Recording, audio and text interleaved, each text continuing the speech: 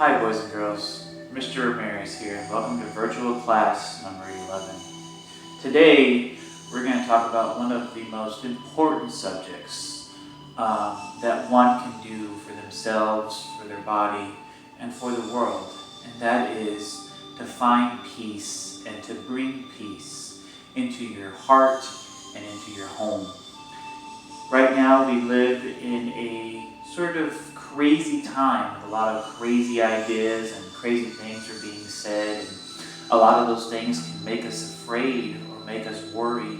And so today we want to look at something that would make us uncrazy, something that would make us feel better, something that can make us feel as though we are safe and we're going to be okay. We have to think about positive things that are going to help us and help each other cope with what's happening in the world today. Today, I wanted to talk about meditation. Meditation is a way of bringing your body and your mind together to be calm, to be peaceful, and to be as one. I have my vocabulary cards here with some words that may help you understand meditation a little bit better. The first word is restore. The word restore means to change it back to the way it used to be. To change our feelings and our thoughts and our hope and our patience and peace to what we felt before the coronavirus, to feel what we had before the COVID-19 crisis and the quarantine. To restore means to bring something back that you really did like. You liked the way you felt. You felt calm and peaceful. You felt happy. You were in school. You were hanging out with your friends. All of those things are good things to want to have back. And so to restore your peace in this time when we can't have those things is a good thing to do and a good thing to have. Another word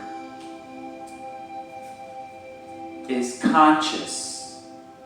To be conscious of something means that you are aware.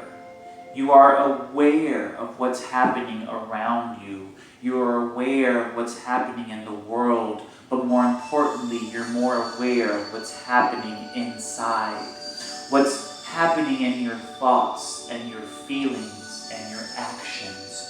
To be conscious means that you know you and you are getting familiar with you. You can recognize patterns of anxiety. You can recognize when you feel calm. You can feel these things because they're coming from within you. So to be conscious means that you are aware. Another word we're going to work on is awakening. The word awakening means that you are waking from a sleep. Now, in meditation and in yoga and in those practices, to awaken means a little bit something different. It means that you are already awake in your eyes and your body is not sleeping, but there's something inside of you that you want to awaken. Maybe it's the spirit of kindness and the spirit of peace. Maybe you want to awaken friendships and you want to awaken that connection that you have with your family. You want to bring it back. You want to see it. You want to open your eyes and be awakened to the beauty of nature. Maybe you never saw it before, but now your eyes are going to be open to the flowers and to the bees, to the air, to the sky, whether it's a cloud, whether it's the sun, a star, or the moon. You will open your eyes and see it in a new way, and that's what it means to be awakened. I have several tools here that I use to bring myself to a peaceful place. These are things from all over the world, things that we use in our classroom in Peace Camp. but things that I have here in my home that bring me to a place of peace, meditation, consciousness, and awakeness. I have here incense. This here your parents may have at home. It is a sort of smoky, scented air freshener that brings a peace about itself all around. Incense is used in yoga studios, and it's used in lots of places to bring sort of a smell throughout a room or a house. Not everyone likes incense, and that's okay, because it can have a very strong smell. But to know what it is to know that you have to be safe when using it, because it requires fire, right? And so when you light incense, you got to make sure that it is protected, and where it falls is very important so that you don't injure yourself or your home. Also, scented candles, which a lot of our parents have. These are great, again, because our sense of smell is connected to that that's around us, right? So when we smell something, it can make us happy, sad, it can make us uncomfortable. When something stinks, you don't want to be around it. But when something smells good, you just want to sit and breathe it in. So a scented candle is a great tool for meditation and centering yourself. Also, sounds. In the background here, I have music playing that's called Calming Music for Relaxation. I have lots of playlists on Spotify that I use for this type of situation when I want to calm myself, when I want to breathe, when I want to just listen.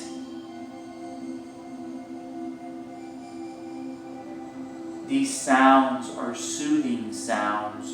They're not loud, raucous sounds. They're not heavy metal dance beats. No, they're instruments of peace and calmness. Other instruments that you may see for meditation could be a bell. This bell here can be a very soothing sound and something that reminds you to calm yourself. In my class, we've talked a lot about the Tibetan singing bowl. This bowl, like a bell, can also sing. And if you tune in your ears to hear the vibrating, soothing sound, it may allow you to escape something that maybe you're feeling that you don't like.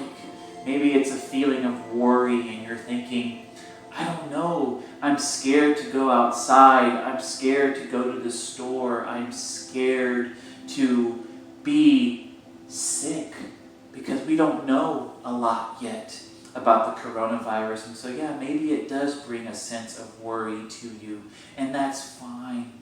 Worry is a real feeling, and you are entitled to that feeling.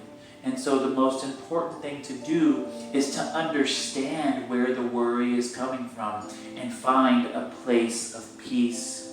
I have lots of great tools and resources, like this is called a mindful game, where we have cards that help us think about a situation.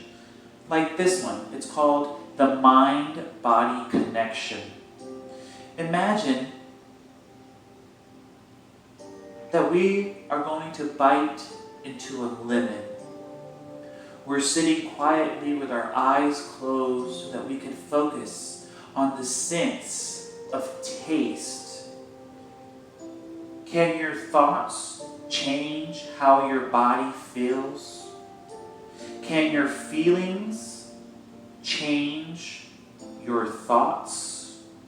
Can your emotions change how your body feels? Can the feelings in your body change your emotions? The answer to all of those questions is yes. All of these things are connected. And so, as we sit with our back straight and our body relaxed, resting our hands gently on our knees, close your eyes and feel comfortable. Picture yourself now sitting at a kitchen table. There's a lemon in front of you. It is bright and yellow. Now imagine picking up the lemon. Imagine that it's wet and cold in your hands. Bring the lemon up to your nose and smell it. And then open your mouth and bite into it. As you bite the lemon, is there anything happening in your mouth? Can you feel your jaw tightening from the imagination of sour? Do you feel like that tightness when you bite into a sour candy maybe?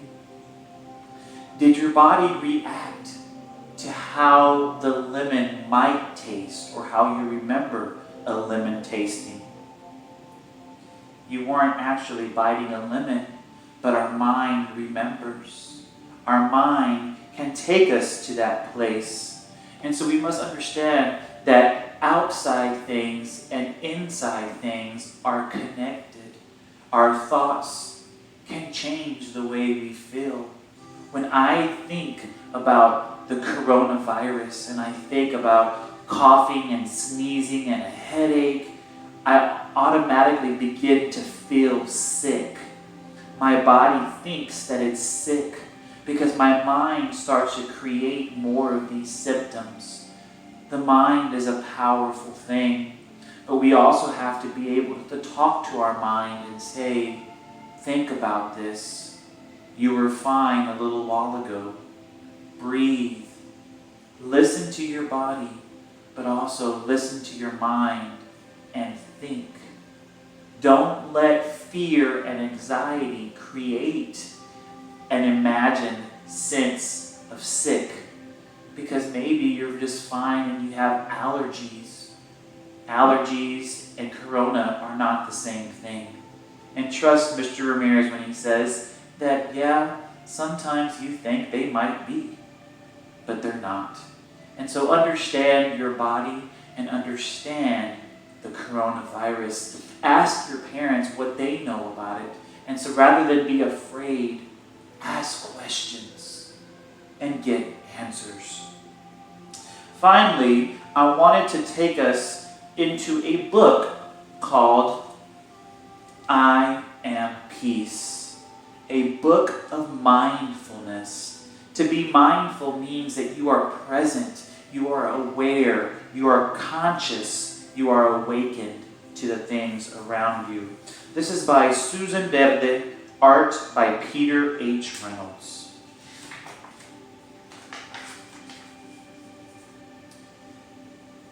There are times when I worry about what might happen next and what happened before.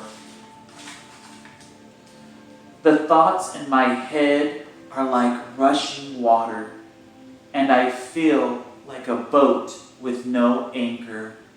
That happens. I'm being carried away by worry and anxiety. I give myself a moment and I take a breath. Let's all breathe in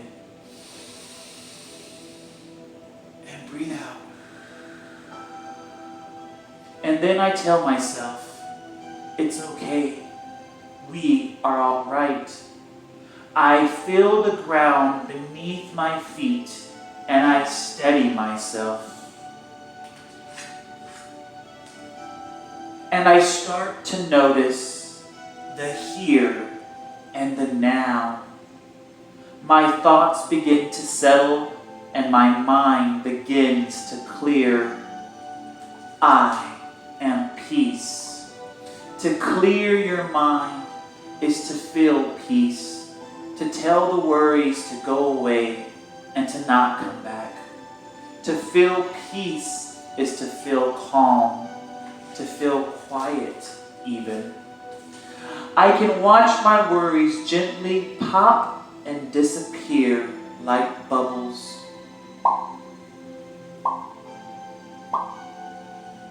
I can say what I feel inside out loud because I know myself. I can share kindness with others. I can make a difference.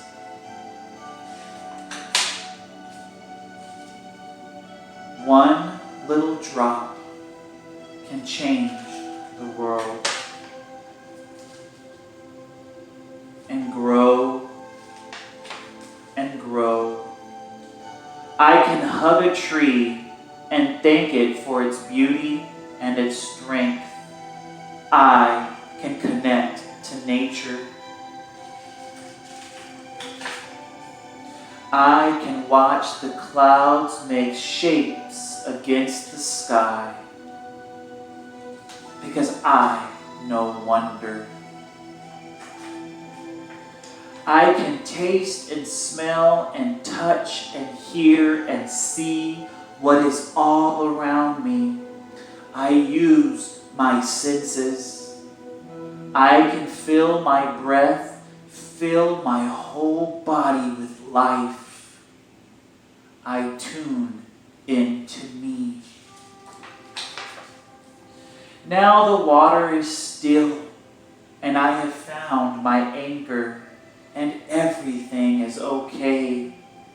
I don't need to worry about before and after.